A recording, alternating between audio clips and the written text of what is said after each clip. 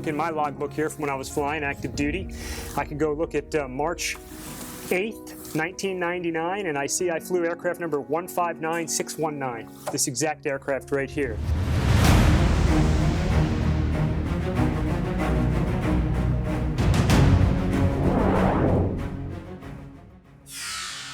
It was a very dark night out in the middle of the ocean, and no horizon that you can see, so you have to rely on your instruments. We were a wingman, so we were flying in formation, but as you come back for a night trap aboard a ship, they stack you up behind the ship and one comes down at a time, about one every minute. We had gone over into our stack, and we were just waiting for our turn to come down the chute, as we call it, and land on the carrier, and the whole jet shook violently, like, and went completely black. It was a total electrical failure. The jet's still flying, the engines are still running. We have steam gauges, we call them, some of these things right here that do AOA and pressure to tell us our airspeed. But we had no electronics, nothing that we really need to land aboard the carrier as a solo. So we had to think quickly, couldn't talk on the radio, had no radios. So we went and found our wingman, we knew where he was, we could still see him flashing, but he didn't know that we were Nordo, and we had no electricity. We were completely black, no lights. These are strip lightings that we would use for flying at night up real close, but none of our lights, none of our collision lights, none of our position lights were working. So we got our flashlights out, and we flew near him because we could see him and showed him our flashlights till we were confident that he could see him and we could approach closer. And so we flew formation on him. Penguin did an absolutely outstanding job. We had our flashlights on, we could see our instruments. We flew formation all the way down the chute, so you're looking at an aircraft right next to you while you're flying down. And then right about 10, 15 seconds before landing, black night, no horizon, they flash their lights in the lead aircraft, they pull away, and you transition to the aircraft carrier. You got some rabbit lights, you got a meatball that tells us what angle we're coming in to land, and about the time that I'm telling this story, we trapped aboard the carrier safely. Wingman was up ahead in case we boltered, as we call it. We missed a wire, we took off again, we could fly formation on him again. But we trapped, and I tell you, that's the most adrenaline I've had in my life. I didn't sleep well that night, you know, your body's shaking a little bit. But she brought us home.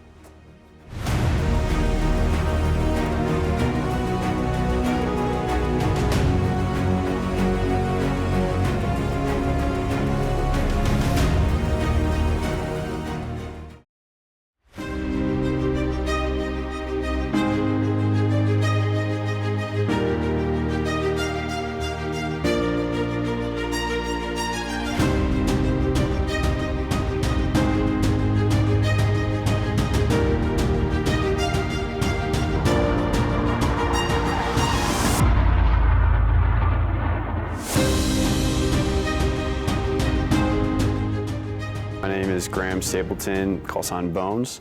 My grandfather was a pilot in World War II. My father was a naval aviator. My grandfather on my dad's side was an air crewman in a B-17 in the Korean War. So the military is a little bit of a family deal. Top Gun was born from an unacceptable kill-to-loss ratio in the Vietnam War. We had a kill-to-loss ratio of 2-to-1, meaning that for every 2 kills that we scored, one of our own friendly aircraft was shot down. When the first graduates came back to the Vietnam War, that kill-to-loss ratio went from 2-to-1 up to 12-to-1, and it helped turn the tide in the air wars. I think Hollywood has done a number on what people think that Top Gun is all about. I think everybody here is very invested in teaching to make sure that we can win in combat. To me, that is the most important thing, that all of the instructors that I work with, they are less concerned with the glam and everything and more concerned with how can I be the best teacher that I can to ensure that this person that I'm training for 13 weeks, I have 13 weeks of time to train them. How can I make them as lethal as possible so that they can win in combat when the time comes? That is what having the patch means to me, is that you are a gifted instructor and you can teach people that come through these halls so that they can be a force multiplier when they go back to the fleet. So we're teaching the teachers who then go out, teach everybody how to be better at tactically executing aerial combat or air-to-surface employments. By creating somebody who is very talented and who also can teach very well, that person can then leave the course after having learned all that information and go out and teach other people and make the entire fleet better. So you never know who's going to be called upon to take that shot. You need people that are focused on warfighting and teaching everyone so that the entire level of the fleet gets raised so that we can win.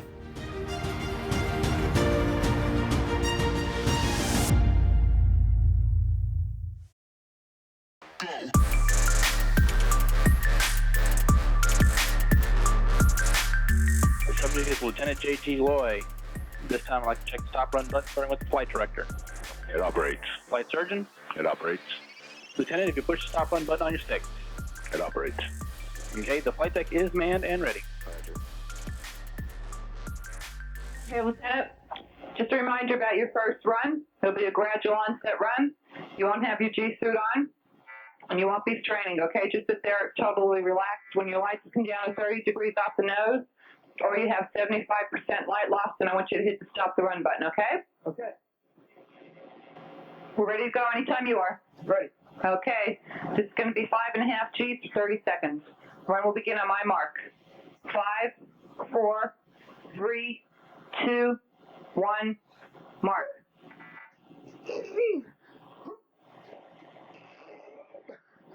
Okay, hold it for 3 seconds.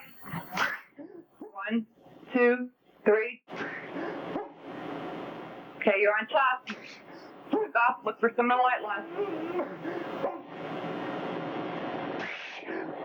Try to hold that air in.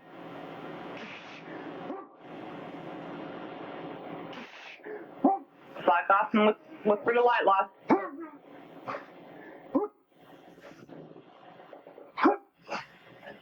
Okay, relax, you're down.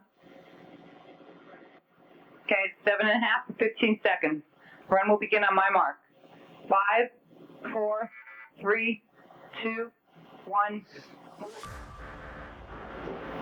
Exchange. 1, 2, 3. Change. Looking good.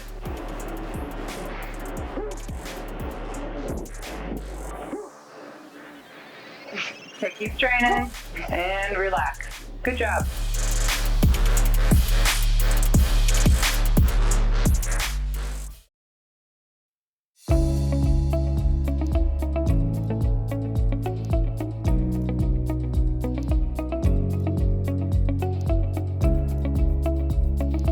I'm going to talk to you about some of the patches on my flight jacket. Very personal thing, personalized by squadron, personalized by individual. Our squadron had a very specific patch that we used on our left side here. It's a Tomcat with the stars in there. Multicolored, had our squadron VF-213 and had Tomcat underneath the patch with the traditional Tomcat there. Coming across right here is always the same thing. It's your warfare designator. Here in my case, a set of Naval Flight Officer wings. I've got my name on there. The squadron designator is always over here. Some folks that flew in multiple squadrons, you know, they'd stack up their patches right on top of them. Pretty cool. Over here, a standard patch we wore on our flight suits for the Black Lions. This is a nice big triangle patch with a Tomcat on it. And then I've got 2 more here that are my personal patches for traditional, when you get 100 traps or a Centurion on a carrier, you get a patch. And so I have 100 traps on the Kitty Hawk for my first cruise, and I got 100 traps on the Carl Vinson for my second cruise. All right, so you see them talking in the movies with their mask off. It's not going to work. So you're looking at a mask that I flew for all my flight hours I used. It's got a microphone right on the inside as oxygen comes through the tube that's connected to the jet. Also has the electronics for communicating through there. So if this thing's just hanging out, it's very loud in the Tomcat, it wouldn't work. So if you did have it hanging off on one side, you'd just push it up with your elbow, stick it over your face, make your radio call, and then let it hang back down. Little B-roll action while I'm talking here. So this is nice big cutout here for visibility. So if you're looking for somebody, you're looking out, you get very good visibility everywhere on here. You know, like I said, if it gets sunny, you put it down. If it's not, you can put it up. All right, after a great flight dogfighting, tearing into somebody, training, flying fast, pulling G's, having a great time, you get back to the paraloft, you got to get everything off.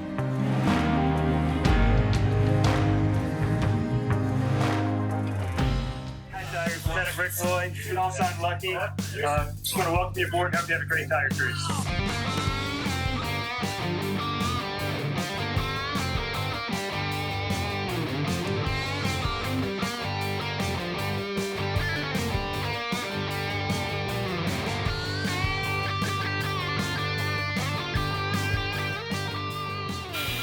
Go black hot.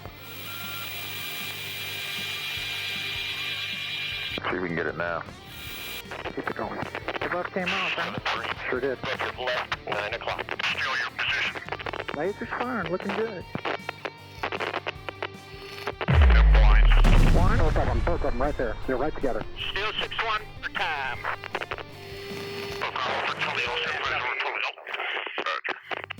Woo, baby!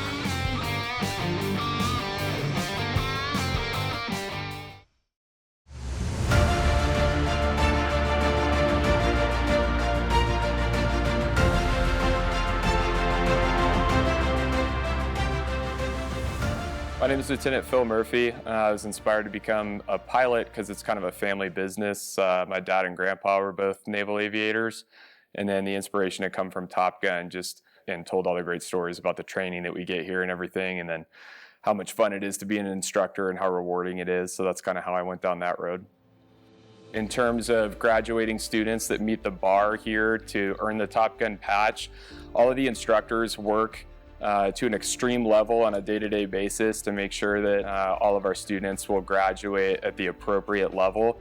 So it takes a ton of work from every single instructor on staff in order to ensure that every single student graduates at that bar. Brotherhood, camaraderie, teamwork, all things we're very familiar with here.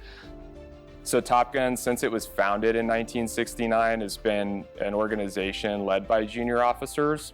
We use a peer leadership structure here, which essentially just means that we require everybody to do their job without being asked, if you will. So we get a group of people here as instructors that show up every day motivated to teach, motivated to be experts in their area of expertise. So in terms of legacy, I don't want to be specifically remembered. I just want to be a contributing member of one of the generations of Top Gun instructors that carried the overall legacy of the institution forward and handed it off to the next group in good terms. So the story of fines regarding quoting the Top Gun movies is true. The new movie was actually really cool because a lot of the flying shots are real. And a lot of the flying was executed by other junior officers, so it's in keeping of the tradition of Top Gun being a JO-run organization. And we had fleet aviators from all over the country contributing to those flying shots that were in the new movie. My name is Michael McBride, call sign Shady. I'm the current Top Gun executive officer. What inspired me to be a Top Gun instructor was I grew up in Kingsville, Texas, small town. Near a jet training base, and my dad is a retired Navy chief. I grew up watching jets fly over my hometown, as well as my dad was a huge inspiration for me to fly aircraft. The way that we operate here at Top Gun is this organization is mainly driven by lieutenants or basically junior 04s. My job clearly is to support them in running the Top Gun course and running the Top Gun syllabus. In that, we have very high standards for the course. So a normal Top Gun instructor is here for approximately 33 to 36 months. The instructors at Top Gun are here to do one thing and one thing only, and that's teach others to win in combat. We want to make the most lethal aviators across the Department of Defense. Most days for a Top Gun instructor run between 14 to 16 hours here. That includes flying, instructing the course, or for that matter, in the simulators working to get better. We pride ourselves on 3 traits for a Top Gun instructor, and that's humble, credible, and approachable. Not just for our Top Gun IPs, but also for our graduates that go out to the fleet. I think there is a brotherhood that definitely exists, and I think that comes from having a very high-functioning culture with top-performing individuals coming in every day and working with kind of the best aviators in the U.S. Navy drives you, motivates you, obviously, clearly to be better, and sets a culture of almost kind of like continuous excellence or continuous pursuit of perfection in everything that we're doing with respect to like aerial combat. I think that the new movie Maverick that came out, I think some of the flying scenes in there were incredible. They were flown by actual lieutenants and fleet aviators. which is important because in the U.S. Navy, that's where all of our talent is. That's where we push it to. Those are our leaders. Those will be our combat performers. So the fact that they had the opportunity to participate in that flight and fly the actors, I think, was a very unique experience and not something that we've seen, more so than the previous movie that actually took place. So I think they did a very good job with it.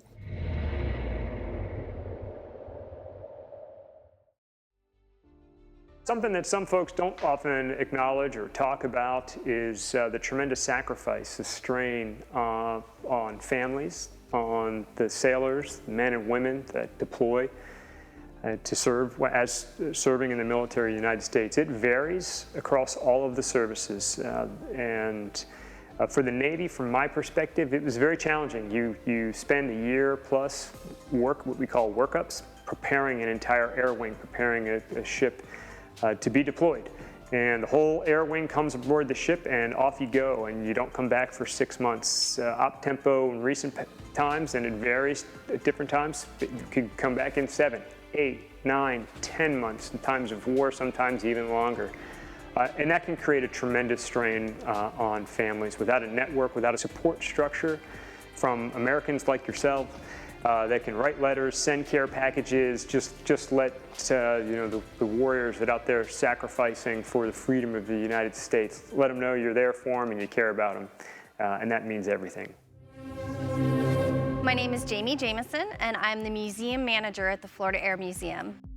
So I grew up, I'm a military brat. My dad was in the Navy, so some of my earliest memories are watching movies like Top Gun and going, oh, there's Dad. There's Dad. Every character was Dad. And then going out to the runways at North Island in San Diego and watching the aircraft take off and land and waving at the pilots. So the sound of the aircraft, even it's kind of funny, the smell of the oil, all of that brings back memories of my childhood and just makes it feel like home when I'm here. I've been with the Florida Air Museum for about 3 years. I started in September of 2017. The museum itself is made up of a collection of assets. They're either artifacts that belong to people or individuals, but really help to tell the story of aviation in the state of Florida. I love having student groups in here. We talk about a pilot named Ruth Elder, and she was a female pilot from Lakeland that tried to make the first transatlantic crossing before even Amelia Earhart does. So it's really fascinating to kind of weave into those stories that aren't really well known, but that emphasize the role of aviation in the state of Florida. So my favorite plane on property, oh, that's like asking who my favorite child is, but my favorite plane that I kind of come to time and time again is Loving's Love. It's a great little aircraft. It is a replica of an original design by Neil Loving, and Neil Loving was a pilot who had lost the use of his legs in a tragic glider accident, and he specifically designed this aircraft so that he could fly it with his limited leg use. What's really cool about the story is that this replica is actually built by an SR-71 pilot. His favorite thing was this story about this little racing airplane that Neil Loving built, and he loved it so much that he built his own replica, and he actually flew it to visit Mr. Loving and show him, you know, I was so inspired by you, here's what I built. So one of the great things about the Florida Air Museum is we have our own on-site restoration building. The Bueller Restoration Building works on the aircraft that you'll see on display in the museum, as well as some of our flying assets, meaning aircraft that we can take flying individually. Really interesting project that they're working on right now is called the Spirit of Lakeland. And the Spirit of Lakeland is a partnership with Able Flight that allows those with varying disabilities the opportunity to earn their private pilot license. We're very fortunate to have 3 Navy aircraft on loan for the United States Naval Aviation Museum in Pensacola. They include the Sea Dart, the Vertical Riser, and of course the F-14 Tomcat. And the F-14 Tomcat, when it was retired, it flew down here to Lakeland, landed at our little airport here in Lakeland, and they taxied it over to where it is on display currently at the moment. An interesting event happened. The National Naval Heritage Command said, hey, we need to come inspect the aircraft. And I said, okay. So I got everything ready, and I was ready for this big inspection, and they come and they do it, and they said, okay, well, we've done the inspection. You'll be happy to know that it's not radioactive. And I said, oh, I didn't know that that was something I needed to be worried about. But then, you know, when I stopped and considered the career of this aircraft, what types of carriers it might have been, the emergence of the nuclear forward deployed aircraft carriers, that sort of thing at the time, I said, Yeah, I guess that's something that I'm really glad they came and investigated on. One of my favorite things about the museum is our interaction with our youth audience. The best thing about museums is when you have a generational conversation. So you have older members of society bringing their younger grandchildren, nieces, nephews, and they walk around the museum and they can talk about, oh, I built an airplane like that, when they're looking at the experimental and the kit. Or if they were in the military, coming in and saying, hey, I flew the F-14. You know, your old man, he was that cool guy that got to fly it. Or, you know, talking about their experiences on the aircraft carriers or being forward deployed. You can have a museum, but if you don't have those conversations and experiences, the meaning gets lost. It's just kind of stuff. So what I enjoy about it is that really aviation is extremely personal and people love to talk about it and they love to share what they know. And I'm always happy at the end of the day when I see a family come in and get to share their experience.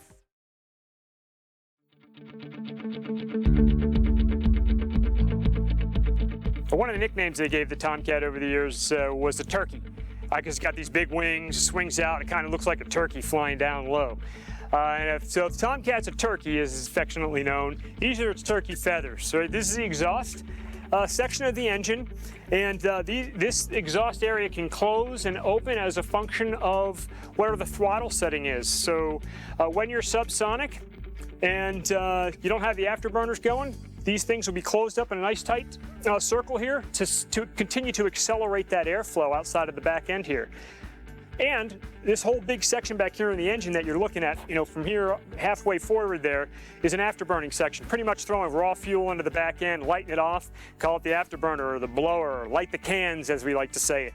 When we do that, these turkey feathers open up because as you light those cans, that airflow ignites and becomes supersonic. In order to accelerate supersonic airflow, we're actually going to do the opposite of what you'd think of as a nozzle like on your garden hose, and we're going to open up. And this opening, this larger area by about 10%, is going to accelerate the airflow out the back, giving you even more efficiency using the afterburners. Tail hook, it's sitting back here. This is what stops you every time. Got a tail hook right here. This guy sits up when you're flying around, but you'd put it down. You know, right now they've got it wired up for safety, but it would come all the way down. It's held down by some snubber pressure, and it's what grabs the wire when you're landing on the carrier. We also have a dump mast right here, and when we needed to, you needed to get down to max trap, or the maximum amount of weight you could have when you're trapping aboard the carrier, you'd have to dump some fuel sometimes, and so we could dump a lot of fuel out of this dump mast. Fortunately, in the Tomcat with its afterburners, we could burn gas faster than we could dump gas. So why would you use a dump when you can just burn it up and have some fun and go fast, which is what we normally do. I feel like I can fly this thing now. You've given me that adrenaline rush. It's a beautiful bird, and it's amazing that coming back and standing next to one after so many years. It just brings back so many fond memories. I'm glad we could share them. My name is Ed Young. I'm the Executive Director of the Aerospace Center for Excellence. The Aerospace Center for Excellence is the 20-acre campus on the south end of the Lakeland Linder International Airport, which includes the Florida Air Museum, the Central Florida Aerospace Academy, the Tom Davis Educational Center, the Piedmont Laboratory, the Bueller Aviation Restoration Center, and a fully functional 727 classroom. The Florida Air Museum is dedicated to aviation in Florida. It's actually been declared by the state of Florida to be the official aviation museum and education center. We try to collect artifacts that are related to Florida history. The Bueller Restoration Center is directly across the street from the Florida Air Museum.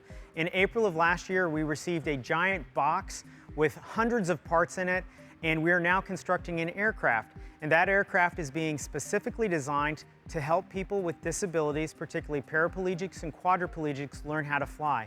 The program that we're using, Able Flight, has put wings on over 100 pilots so far that have disabilities. The great thing about the program is that when you're in the air, you are simply a pilot. You are not a paraplegic, you're not a quadriplegic, you're a pilot. And the avionics are mounted into this and then mounted to a TV bracket. So basically what you can do is come up with your wheelchair, position yourself, put yourself in the aircraft, and then pull the avionics panel back across to you. There's also a bar right here that it's not back from the metal shop, but there's a bar right here that controls the rudders. That way, if you don't have use of your legs, you can still control the airplane. And then there's a center bar that controls the ailerons. So everyone who works in the Florida Air Museum has a different specialty or different interest. As it happens, I'm an aviation historian, and I love the ones that are tied deeply to history, including the Baby Laird, which was built in 1913 by Matty Laird, who became one of the most innovative individuals in terms of the golden age of aviation. He hired a few people that aviation people are familiar with: Clyde Cessna, Lloyd Stearman, and Walter Beach. The International Council of Airshow Performers has their Hall of Fame here. There are airshow planes. In fact, there's an airshow plane right above me, the Red Baron. I do love the Baby Laird. Matty Laird was absolutely essential in terms of Kansas aviation. Kansas is actually considered the air capital of the world because so many of the aircraft are still produced there. 85% of all of the general aviation fleet are still produced in Kansas. Well, Matty Laird, he was crazy if you think about it. He took parts off of a bicycle. He took a glider wing that he had, he put them together, and at the time in 1913, he was earning $300 per flight, which is about 10 grand a day just to fly that thing. Katherine Johnson borrowed his next version of that called the Bone Shaker, and she flew it in China and Japan and really convinced people in that part of the world that that was a legitimate way to travel, air travel was gonna be the next big thing. I do love that plane. I climb in it every time I get a chance. The other really super cool one, the Ford Flivver back there. So Ford really had this notion that they were gonna create the Model T of airplanes. And they did a Ford reliability tour in 1926, 1927. They really thought that plane was gonna be parked in everybody's garage. The Peyton Pole, I love the Peyton Pole. So originally when they built the Peyton Poles, they used Model T engines, and the radiator would sit in front of you. So you had to land it by guess, by feel, by looking out the side of the plane because the engine was right directly in front of you. That plane flew in here, and all those awards that you see in front of that plane were awards that plane won because it was so cool. The design was so neat. And it was so true to the history. But that's a pretty amazing plane. The Florida Air Museum is a unique collection of specifically Florida items and then a little bit of militaria. So you have a chance to walk into the history of Florida, trace the roots of some great aviators from across the state, see some of the airplanes that really made a huge difference in terms of the development of aviation. The very first commercial flight, most people don't know, was a scheduled flight in Tampa Bay. It was a seaplane that flew from one side of the bay to the other. Florida has been incredibly important in terms of aviation because we have so many good days of the year to fly. The reason that the Space Center is here is because this is an awesome place for aviation type weather and aviation development. At the end of the day, he's used to going 750 plus miles per hour. And now we're going to take a little ride on your little SR-20.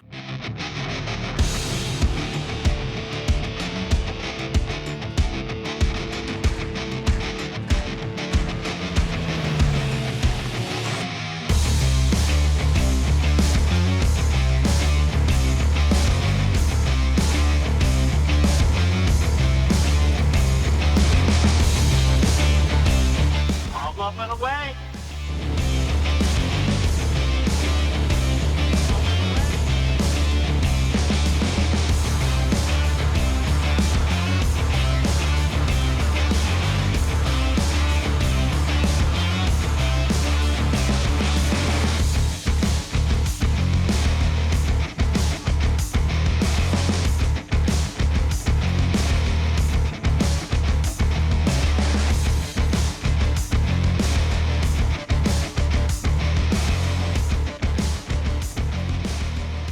And the only reason I like riding, or I'm willing to ride on a single engine aircraft like Cirrus, is because it has a parachute. Over 500 feet, right? Over 500 feet. See? I should be a pilot. He's ready to go. I'm qualified. You're qualified to make that thing happen if you had to. Lucky. We don't ever want to use that, though. That would be unlucky. I'd rather go in one of these, though. You're going to make that happen? We're going to try. F-35? No, that's single seat only. Oh, is it? F-18F. It's a two-seater. F-18F. Let's go. Thanks, bud. Right on. All right, let's go drink. Yeah.